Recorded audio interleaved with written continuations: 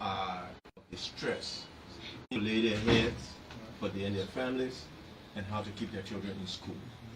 This is the reason why we decided to proffer a letter to say when we are doing the 2026 budget, we need to take into account this urgency that is happening now so that we provide relief to families so they do not fall vulnerable in this society. Because if children cannot go to school, there's a long-term effect on society. So we have to intervene. Look, as I said in the communication, great societies do these kinds of things. Even imagine the cash transfer program that were being operated for women, rural women. It was a United States program. It was a USA program. So if the Americans can spend their money on providing relief for rural women, certainly Liberia in our own budget, we can do the same. Do you care to lay some clarity related to how it's going to be done? Because some of your colleagues or even ask a question, you may pay people rent, school fees, blah, blah. So you want to explain to us? Okay, so when this system is developed, it's going to be a voucher system, right? For example, you could say, and I'm just giving you an example, say a rent voucher is $600, right? So if a rent voucher is $600, it means, I'm being distracted. Sorry. If a rent voucher is $600, it means that each family that is eligible, and there will be a means testing process. Okay, there will be a graduating process. Maybe the highest voucher may be $1,200, the least voucher may be $200. So it will be given to the family based upon their needs. So for that basis, maybe you could set aside $10 million. For education, you know, I hear people say, oh, there are free public schools. Who don't want their children to go to the best school possible? So if you put aside, for example, again, $15 million, all right, and try to give out vouchers based on school vetting. This is one of the things that will bring a school that is eligible for vouchers, okay? We'll have to meet certain standards in terms of education level. That will help to bring it up because everybody's going to compete for that. So let's not children stay home, okay? Because the father cannot afford or the mother cannot afford to put them in a school that they feel is best for their children. Round up have FM, please. And so, Honorable Kofa, I'm concerned with the urgency attached to your communication, especially looking at the post-status of the economy. Why now? Oh, but why not now?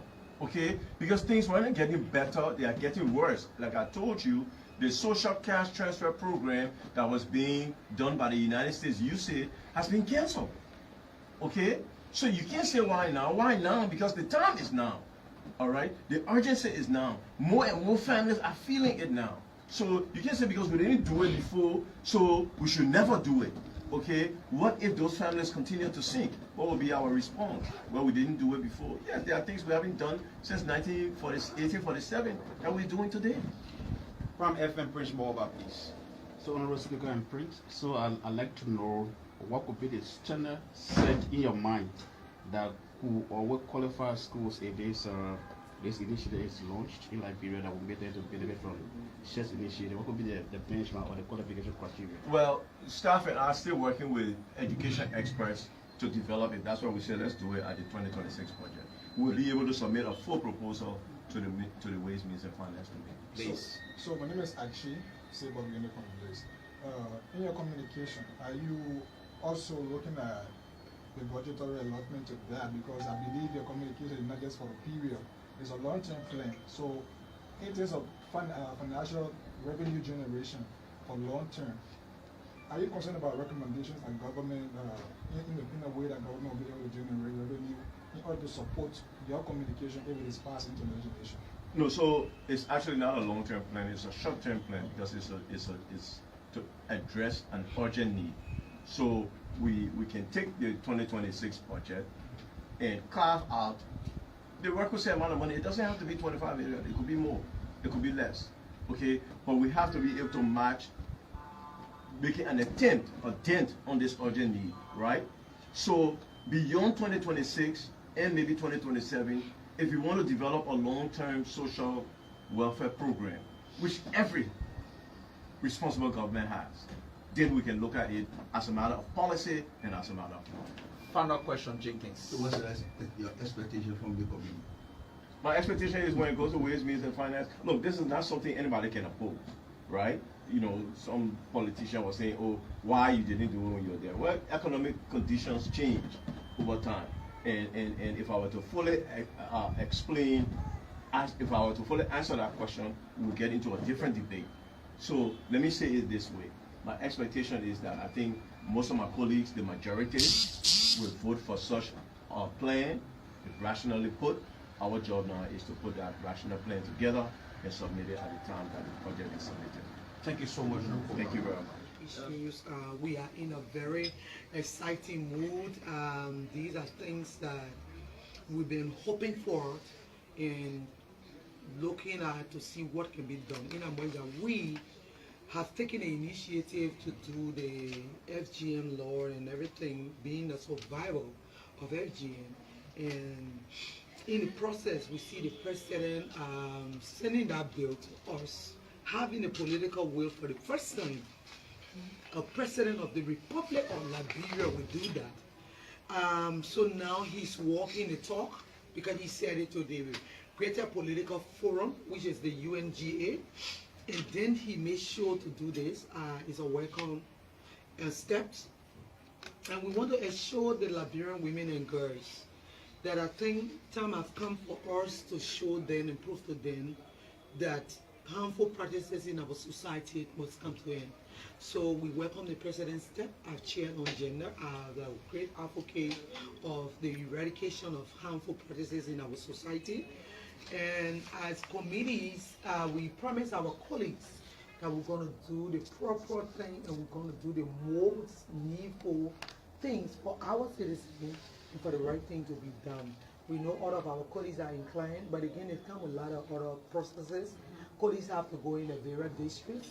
If I say I'm in favor of it, colleagues also have to also take this in the places to make sure that, especially the counties that are hugely practicing these processes.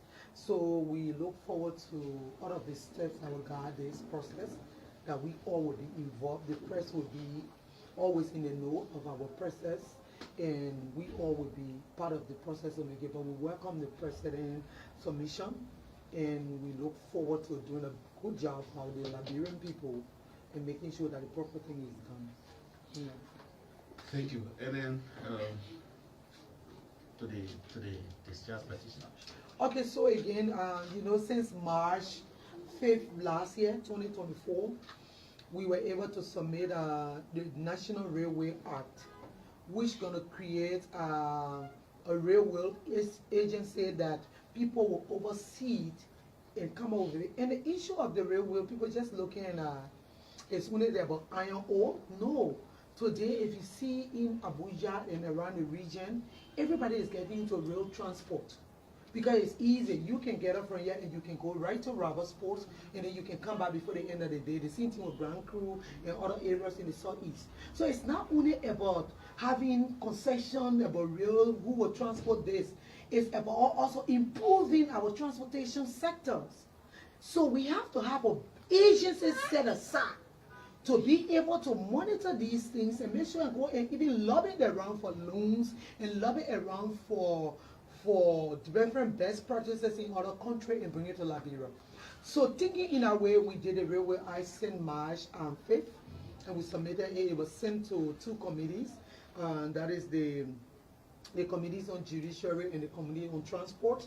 And the Benny committee were deciding that we have legislators. The only kind of work we have is three: oversight, representation, and lawmaking.